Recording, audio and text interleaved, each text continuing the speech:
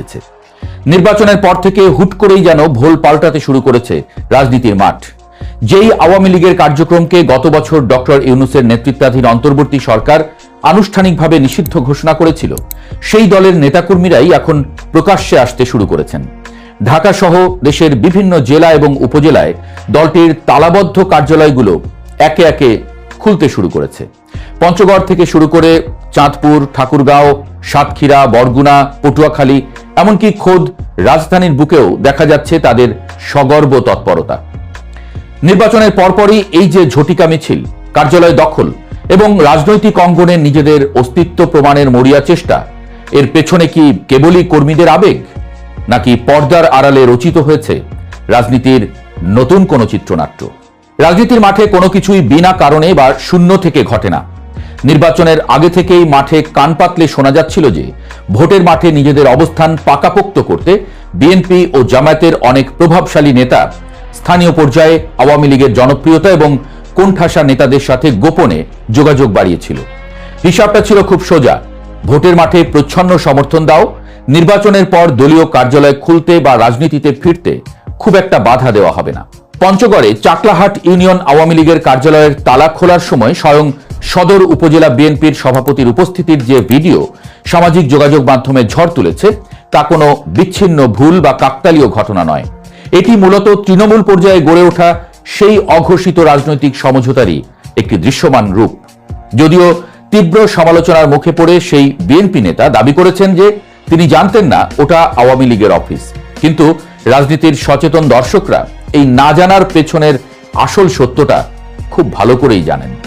এখন রাজনীতির ময়দানে সবচেয়ে বড় এবং চমকপ্রদ প্রশ্ন হল, ১.৫ দশকের চরম বৈরী সম্পর্ক এবং গুম খুনের রাজনীতির ইতিহাস ভুলে বিএনপি কেন আওয়ামী লীগের প্রতি এতটা নমনীয় হবে?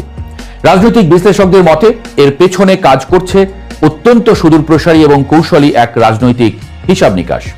অন্তর্বর্তী সরকারের বিদায়ের পর নতুন সরকার হিসেবে বিএনপি এখন রাষ্ট্র ক্ষমতায়। এই মুহূর্তে রাজপথে তাদের প্রধান ডানপন্থী মিত্র এবং একই সঙ্গে তীব্র প্রতিযোগী হয়ে উঠেছে জামায়াতে ইসলামী ও তাদের জোট। বিশ্লেষকরা মনে করছেন, রাজনৈতিক সমীকরণে আওয়ামী লীগ যদি একেবারে নিশ্চিহ্ন হয়ে যায়, তবে বিরোধী শিবিরের পুরো মাঠ ফাঁকা পেয়ে তা দখল করে নেবে জামায়াত জোট। তখন সরকারকে যখন তখন চাপে ফেলা বা ব্ল্যাকমেইল করার একচেটিয়া ক্ষমতা চলে যাবে তাদের হাতে। কিন্তু রাজনীতির মাঠে যদি একটি কোণঠাসা অথচ দৃশ্যমান আওয়ামী লীগ টিকে থাকে, তবে জামায়াত চাইলেও সরকারের বিরুদ্ধে খুব একটা ঝামেলা বা একক আধিপত্য বিস্তার করতে পারবে না। ক্ষমতার এই নিখুঁত ভারসাম্য বজায় রাখতে এবং জামায়াতের ক্রমবর্ধমান প্রভাবকে রুখে দিতেই বিএনপি চাইছে আওয়ামী লীগ তাদের পাশে বা মাঠে থাকুক। এই চেক অ্যান্ড ব্যালেন্সের সমীকরণেই মূলত আওয়ামী লীগ এবং বিএনপির মধ্যে এক অলিখিত সমঝোতার শক্তিশালী বাতাবরণ তৈরি হয়েছে। অন্যদিকে অস্তিত্ব রক্ষার লড়াইয়ে থাকা আওয়ামী লীগও বসে নেই। ২০২৪ সালের আগস্টে গণ অভ্যুত্থানের পর থেকে আত্মগোপনে থাকা দলটির নেতাকর্মীরা শুধু একটি সুযোগের অপেক্ষায় ছিলেন। দলটির কেন্দ্রীয় যুগ্ম সাধারণ সম্পাদক আফম বাহাউদ্দিন নাসিমের কথাতেই তাদের বর্তমান রণকৌশলের প্রমাণ মেলে। তিনি অত্যন্ত আত্মবিশ্বাসের সাথে জানিয়েছেন, দলীয় কার্যালয়গুলো যেহেতু রাষ্ট্র আনুষ্ঠানিকভাবে বাজেয়াপ্ত করেনি, তাই সেখানে যেতে কর্মীদের কোনো বাধা নেই। শুধু তাই নয়, দলীয় সূত্রগুলো নিশ্চিত করছে যে ভারতে অবস্থানরত দলীয় প্রধান শেখ হাসিনা বিভিন্ন এনক্রিপ্টেড অ্যাপের মাধ্যমে নিয়মিত তৃণমূল নেতাদের সাথে যোগাযোগ রাখছেন। তারই সরাসরি নির্দেশে সারা দেশে যার যেখানে সম্ভব সেখানে দলীয় কার্যালয়ে যাওয়ার এবং নিজেদের উপস্থিতি জানান দেওয়ার এই মরিয়া চেষ্টা চলছে। নির্বাচনের আগে সামাজিক মাধ্যমে তাদের নো ভোট প্রচারণার পর এখন তারা বুঝতে পেরেছে যে অন্তর্বর্তীকালীন সরকারের সেই কঠোরতা এখন আর নেই। নির্বাচিত নতুন সরকার রাজনৈতিক স্থিতিশীলতার স্বার্থে তাদের উপর আগের মতো খড়গহস্ত হবে না। এই বিশ্বাস থেকেই ঢাকা বিশ্ববিদ্যালয়ের শিক্ষক আকম জামাল উদ্দিনের মতো নেতারা ধানমন্ডি ৩২ নম্বরে যাওয়ার সাহস দেখাচ্ছেন এবং কর্মীরা বঙ্গবন্ধু এভিনিউয়ের দিকে পা বাড়াচ্ছেন। তবে এই সমঝোতা বা কার্যালয় খোলার প্রক্রিয়া যে একেবারে মসৃণ আর বাধাহীন তা কিন্তু নয়। উপরতলার বা প্রভাবশালী নেতাদের মধ্যে এক ধরনের বোঝাপড়া তৈরি হলেও মাঠের বাস্তবতা অনেক জায়গাতেই বেশ উত্তপ্ত। অনেক এলাকাতেই বিএনপির যে অংশটি এই সমঝোতার বাইরে বা সুবিধা বঞ্চিত রয়ে গেছে, তারা আওয়ামী লীগের এই প্রত্যাবর্তনে তীব্র বাধা দিচ্ছে। গত বৃহস্পতিবার ময়মনসিংহের তারাকান্দায় দলটির কার্যালয় খোলার পরপরই বৈষম্য বিরোধী ছাত্র আন্দোলন এবং জাতীয় নাগরিক পার্টির নেতাকর্মীরা যেভাবে বিক্ষোভ করে কার্যালয়ের ভেতরে গাড়ির টায়ারে আগুন জ্বালিয়ে দিয়েছে তা প্রমাণ করে যে সাধারণ ছাত্র জনতা এবং মাঠ পর্যায়ের অনেক কর্মী এখনো এই সমঝোতা মেনে নিতে প্রস্তুত নয়। বঙ্গবন্ধু এভিনিউতে বা ধানমন্ডিতে সভানেত্রীর কার্যালয়ের সামনে যখন আওয়ামী লীগের কর্মীরা জাতীয় পতাকা হাতে স্লোগান দিচ্ছেন, তখন একদল মানুষ এর তীব্র প্রতিবাদও জানাচ্ছেন।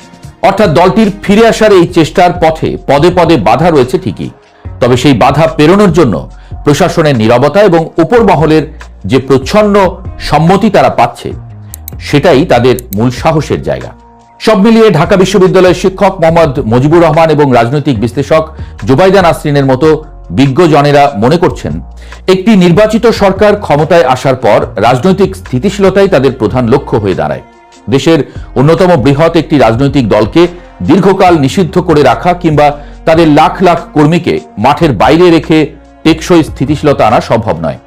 গত সরকার তাদের নিষিদ্ধ করে নির্বাচনে অংশ নিতে দেয়নি ঠিকই, কিন্তু তার মানে এই নয় যে দলটি আজীবন নিষিদ্ধ থাকবে। বিএনপি খুব ভালো করেই সেই বাস্তবতাটা অনুধাবন করতে পেরেছে।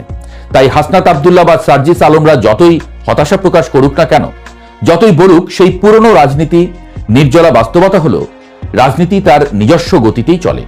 আবেগ আর অভ্যুত্থানের স্লোগান দিয়ে হয়তো ফ্যাসিবাদের পতন ঘটানো যায়, কিন্তু রাষ্ট্র চালাতে গেলে প্রয়োজন হয় হিসেবি চালের।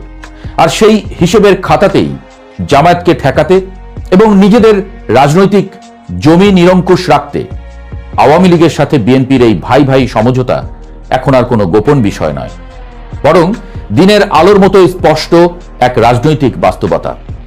এমনটাই মনে করছেন বিশ্লেষকরা।